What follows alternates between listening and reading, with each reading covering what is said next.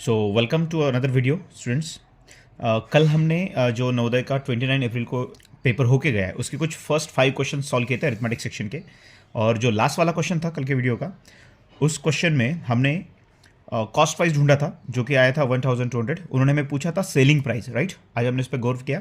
तो selling price पूछा था, तो आपको पता है कि सेलिंग प्राइस में कॉस्ट प्राइस में अगर हम प्रॉफिट को ऐड कर देते हैं तो हमें क्या मिल जाएगा, सेलिंग प्राइस मिल जाएगा। तो इसलिए हमारा जो आंसर है वो प्रॉफिट प्लस करना है हमें जस्ट इस कॉस्ट प्राइस में जो हमने कल ढूंढा था 1200। तो हमें आंसर आ जाता है 1440। इसका मतलब हमारा इस क्वेश्चन का आंसर जो है ऑप्शन बी रहेगा, जो कि सेलिंग प्राइस है, राइट। तो चलिए आज हम स्टार्ट करते हैं नेक्स्ट क्वेश्चन 46 से। ये याद में रखना, ये जो सेट है क्वेश्चन पेपर का बुकलेट सेट, ये है जे, राइट। तो इसी के अकॉर्डिंग ये क्वेश्चन नंबर्स यहाँ पे है।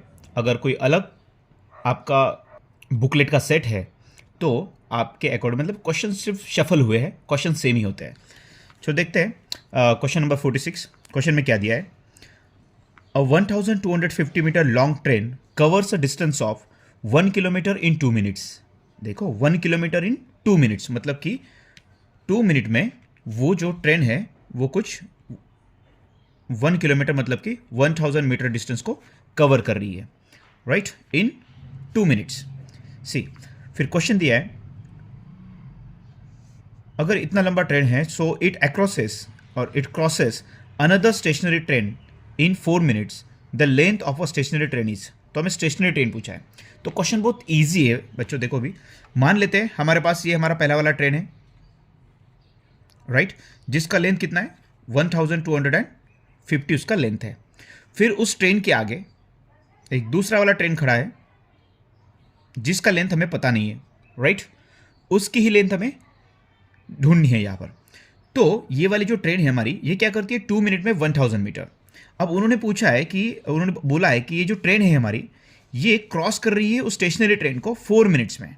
मतलब 4 मिनट में जब ये ट्रेन इस डायरेक्शन में जा रही है इसको क्रॉस करने के लिए, तो इसका ये वाला जो एंड है, ये वाला एंड, ये एंड यहां पर आ जाएगा बिकॉज उसको क्रॉस कर जाएगी, राइट। मतलब कि इतनी दूरी, पूरा इतना डिस्टेंस जो है वो ट्रेन 4 मिनट में कवर कर रही है। अब अगर 2 मिनट में 1000 मीटर जाती है तो 4 मिनट में कितना जाएगी, जायज है 2000 मीटर, राइट। अगर वो ट्रेन 2 मिनट में 1000 मीटर जाती है तो 4 मिनट में कितना जाने वाली है, 2000 मीटर। अब अगर ये 2000 मीटर कवर कर रही है, उसमें खुद की उसकी लंबाई कितनी है, उस ट्रेन की खुद का जो डिस्टेंस है वो कितना है, वो लेंथ कितनी है 1250। अगर हम इस 2000 में से इस 1250 को माइनस कर देंगे तो हमें मिल जाएगा कुछ 750 मीटर। मतलब कि हमारी जो ट्रेन है सेकेंड वाली जो स्टेशनरी है उसका लेंथ मिल जाता है 750 मीटर। बिकॉज ये मिलाकर कितना हो रहा है, पूरा 2000 मीटर, जो कि 4 मिनट में कवर करने वाली है, राइट। तो 750 will be our answer. So I hope guys ये क्वेश्चन आपको क्लियर हो गया होगा। चलिए अब देखते हैं नेक्स्ट क्वेश्चन। अगला क्वेश्चन हमें कुछ दिया है, how many rectangular tiles of a dimensions 10 centimetre by 8 centimetre are required to cover the floor of hall having the dimensions 12 metre by 10 metre. इस टाइप के क्वेश्चन गाइज जिसमें भी हॉल होता है, फ्लोरिंग करनी होती है, राइट, ये बहुत ईजी होते हैं। इसमें आपको जस्ट एक करना होता है कि जो बिगर एरिया होता है उसको स्मॉलर एरिया से आपको डिवाइड करना होता है। ये भले ही एरिया हो या वॉल्यूम हो, आपको सेम स्टेप अप्लाई करना है। जस्ट आपको यूनिट सेम करने हैं। सबसे पहले दोनों क्वांटिटी, दोनों जो हॉल और टाइल्स यहाँ पे है उनके हम यूनिट सेम कर लेंगे। यूनिट सेम करने के बाद हमें क्या करना है, सिंपली बड़े वाले एरिया को मतलब कि हॉल वाले एरिया को हमें टाइल वाले एरिया से डिवाइड कर देना है, तो हमें आपका आंसर मिल जाएगा सी। तो यहाँ पर देखते हैं 10 सेंटीमीटर बाय 8 सेंटीमीटर है, 12 मीटर है, ये हॉल के डायमेंशन से, राइट, हॉल के डायमेंशन से 12 मीटर बाय। अब इसको हम क्या कर देते हैं, सेंटीमीटर में कन्वर्ट कर दे बिकॉज ये मीटर में दिए है, राइट। सो 12 मीटर का बन जाएगा कुछ 1200 सेंटीमीटर, राइट, और 10 मीटर का बन जाएगा 1000 सेंटीमीटर। अब इसको हमें डिवाइड करना है टाइल के एरिया से जो कि है 10 बाय 8, राइट। अब इसको सॉल्व कर लेते हैं। 10 विल बी कैंसल, यहाँ पे आ जाएगा 100, देन 4 2 ज़ा 8, 4 3 ज़ा 12। अब ये 2 जो है ये फिर से 100 को कैंसिल कर देगा, ये बन जाएगा 50। अब ये हमारे 300 यहाँ पर बचे, 5 3 ज़ा बन जाएंगे 15, 300 के ऊपर के 2 ज़ीरो और इसका एक ज़ीरो, मतलब कि टोटल आंसर आ जाता है हमारा 15,000। मतलब हमें उस हॉल को कवर करने के लिए कितने टाइल लगने वाले हैं? 15,000 टाइल्स लगने वाले हैं। I hope this will be also clear to you. अब देखते हैं अगला क्वेश्चन जो कि एक सिंप्लीफिकेशन वाला है, राइट। सो चलिए अब इसको सॉल्व कर लेते हैं। अब सबसे पहले आपको पता है कि यहाँ पर लगेगा बुडमास, मतलब कि जो डी मास के बाद जो ब्रैकेट हमें सॉल्व करना होता है सबसे पहले वही देखते हैं। तो स्क्वायर ब्रैकेट है, उसके बाद curly bracket and after that simple bracket भी दिया हुआ है।